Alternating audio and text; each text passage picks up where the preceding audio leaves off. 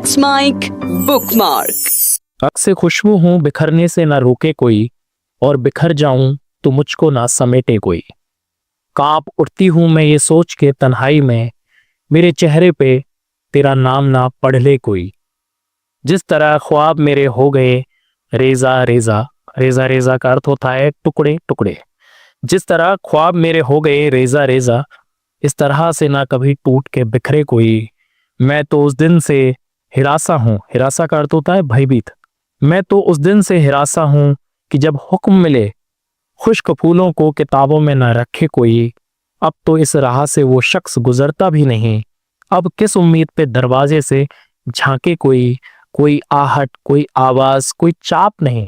चाप का मतलब होता है आवाज। कोई आहट, कोई आवाज, कोई चाप नहीं। दिल की गलियां बड़ी सुनसान है, आए कोई।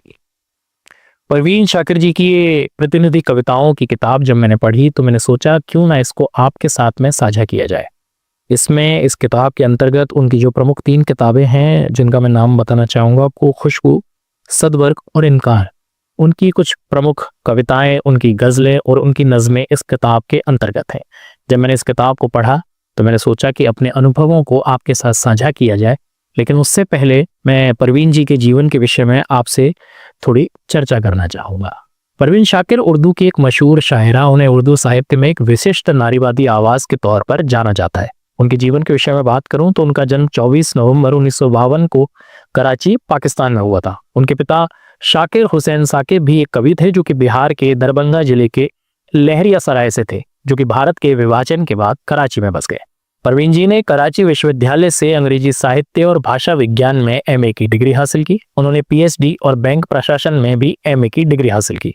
उन्होंने 9 साल तक अध्यापन किया। फिर 1982 में पाकिस्तान की सिविल सेवा में सीमा शुल्क विभाग में शामिल हो गई। उसके बाद उन्हें 1986 में इस्लामाबाद में केंद्रीय राजस्व बोर्ड, जो कि अब संघीय राजस्व बोर्ड है, के दूसरे सचिव के रूप में नियुक्त किया गया। 1976 में उनकी शादी नसीर अली से हुई, जो कि सेना में डॉक्टर थे। हालांकि ये विवाह सफल नहीं रहा।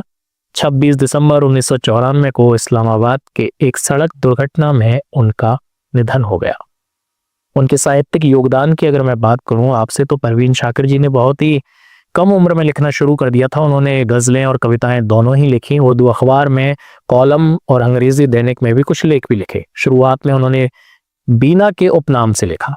उनकी कविताओं में नारीवाद, भावनात्मक और रोमांटिक विषयों की गहरी खोज मिलती है, जिन पर महिलाओं के लिए बात करना दुर्लभ था। 1976 में उनका पहला कविता संग्रह खुशबू प्रकाशित हुआ और इससे बहुत ही सराहना मिली। उनके अन्य उल्लेखनीय संग्रहों में सदवर्ग, खुद कलामी, इनकार शामिल है। 1994 में उनका समग्र संग्रह माहे तमाम प्रकाशित हुआ। उन्हें पाकिस्तान के सर्वोच्च साहित्य पुरस्कारों में से एक प्राइड ऑफ परफॉर्मेंस से सम्मानित किया गया। परवीन जी की शायरियों में प्रेम का सूफियाना रूप नहीं मिलता, वह अलौकिक कुछ भी नहीं है।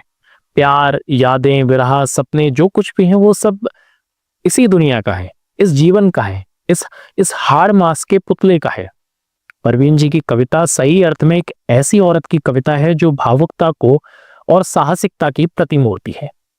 परवीन जी की कविताओं में मैं आपको कुछ पढ़ के सुनाना चाहूँगा इस किताब में से, जो भी मुझे पसंद आई हैं। इसमें बहुत सारी कविताएं, नज़में और गज़लें हैं, लेकिन उसके लिए आपको इस किताब को पूरी पढ़ना पड़ेगा। मैं लेकिन आपको कुछ कुछ सुना देता हूँ जो मुझे अच्छी लगी, जो आपको भी पसंद आएंगे। खुली आंखों में सपना झांकता है, वो सोया है कि कुछ कुछ जागता है। तेरी चाहत के भीगे जंगल में मेरा तन मोर बन के नाचता है। मेरी हर कैफियत में क्यों ना समझे, वो मेरे सब हवाले जानता है। मैं उसकी दस्तरस का मतलब होता है पहुंच। मैं उसकी दस्तरस में हूं मगर वो मुझे मेरी रजा से मांगता है। किसी के ध्यान में डूबा हुआ दिल बहाने से मुझे भी टालता है। सड़क को छोड़कर चलना पड़ेगा, सड़क को छोड़कर चलना पड़ेगा कि मेरे घर का कच्चा रास्ता है। आगे की मैं आपको गज़लें और कविताएं भी आपको सुनाता हूं जो मुझे इसमें काफ़ी पसंद आई, और आप इस किताब को पूरा पढ़ेंगे तो आपको भी बहुत पसंद आएंगी। बाद मुद्दत उसे देखा लोगों, वो ज़रा भी नहीं बदला लोगों। खुश न था मुझसे बिछड़ कर भी वह, उसके चेहरे पे लिखा था लोगों। उसकी आंखें भी कह देती थीं, रात भर वो भी ना सोया लोगो, अजनबी बनके वो गुजरा है अभी, था किसी वक्त अपना लोगो। दोस्त तो खैर कोई किसका है, दोस्त तो खैर कोई किसका है, उसने दुश्मन भी ना समझा लोगो। रात वो दर्द मेरे दिल में उठा, सुबह तक चैन ना आया लोगो। प्यास सराहों की फिर तेज हुई, सराहों का मतलब होता है रेगिस्तान। प्यास सराहों की फिर तेज हुई, अब्र फिर टूटकर बरसा लोगो। अब्र का मतलब होता है बादल। प्यास सराहों की फिर से तेज हुई, अब्र फिर टूटकर बरसा लोगो। सुनिए आप, सन्नाटा फजा में बह रहा है, दुख अपने हवा से कह रहा है।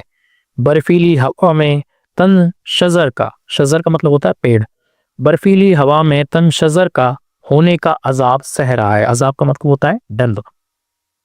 बर्फीली हवा में तन शजर का होने का अजाब सह रहा है। बाहर से नई सफेदियां हैं, अंदर से मकान ढह रहा है। हल हो गया खून में कुछ ऐसे, रग रग में वो नाम बह रहा है। जंगल से डरा हुआ परिंदा, जंगल से डरा हुआ परिंदा शहरों के करीब रह रहा है। अब इससे अगली मैं सदवर्ग से आपको सुनाना चाहूंगा। एक बेहद खूबसूरत है, उसका नाम, हाँ जी ये सुनिए, ये बेहद खूबसूरत है कि किसकी खोज में फिर खो गया कौन, गली में रोते रोते सो गया कौन। बड़ी मुद्दत से तन्हा थे मेरे दुख, खुदाया मेरे आंसू रो गया कौन। जला आई थी मैं तो आस्ती तक, जला आई थी मैं तो आस्ती तक, लहू से मेरा दामन धो गया कौन। जिधर देखूं खड़ी हैं फसलें गिरहिया, गिरहिया का मतलब होता है विलाप की फसलें। जिधर देखूं खड़ी हैं फसलें गिरहिया, मेरे शहरों में आंसू बो गया कौन। अभी तक भाइयों में दुश्मनी थी, अभी तक भाइयों में दुश्मनी थी, ये माँ के खून का प्यासा हो गया कौन, ये माँ के खून का प्यासा हो गया कौन है। परवीन शाकिर जी की ये प्रतिनिधित्व कविताओं की, रिपीट, परवीन शाकिर जी की प्रतिनिधि कविताओं की ये किताब जब आप पढ़ते हैं तो इसके अंदर आपको तमाम गज़लें, तमाम कविताएं, तमाम नज़में मिलती हैं। और आप इस किताब पढ़ेंगे तो हर गज़ल, हर कविता, हर नज़्म एक अलग अंदाज पेश करती है। जैसे कुछ आप पढ़ेंगे, जैसे मैं आपको बताता हूँ, एक गोरी करत सिंगार, आप इनको पढ़ेंगे जब इनको, और पूर्वी जब आप पढ़ेंगे तो आप एक सूफियाना संतों की तरफ जाएंगे, आपको मीराबाई के पदों की याद आएगी। और काफ़ी लोगों ने कहा भी है कि इनकी जो शायरियाँ हैं, इनकी जो नज़में हैं, उनमें लोकगीतों की एक खनक है, एक अलग तरह का। मैं आपको पूर्वी पढ़ के बताता हूँ। परदेसी कब आओगे, परदेसी कब आओगे, सूरज डूबा शाम हो गई, तन में चंबेली फूल, मन में आग लगाने वाले मैं कब तुझको भूली, कब तक आंख चुराओगे, परदेसी कब आओगे। सांझ की छाव में तेरी छाया ढूंढती जाए दासी, भरे माग में खोजे तुझको तन दर्शन की प्यासी, जीवन भर तरसाओगे, परदेसी कब आओगे।